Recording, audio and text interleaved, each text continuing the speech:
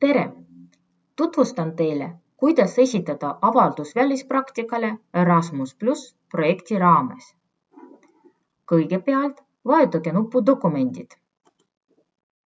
Seejärel nupu Avaldused. Avatud aknast leidke rida välisõpilaseks vormistamine ja vajutage nupu Taotle. Nüüd tuleb lisada vajalikke andmeid.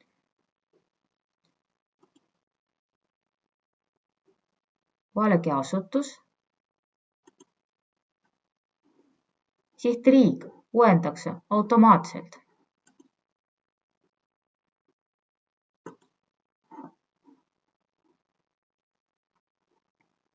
Seejärel valige perioodi.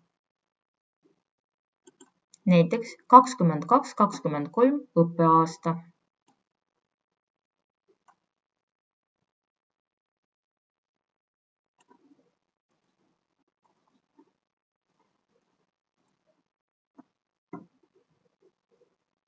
Õppengute eesmärk on praktika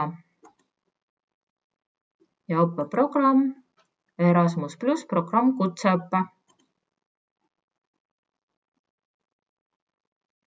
Nüüd tuleb lisada dokumente.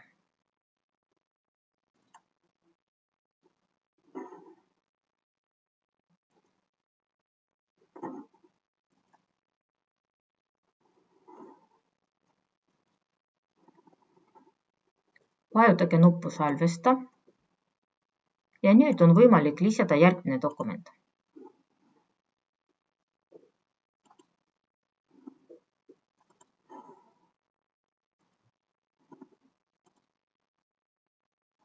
Kui kõik dokumendid on lisatud, siis nuputage Salvesta. Veenduge, et kõik on korras ja seejärel vajutage nupu Esita. Tehtud.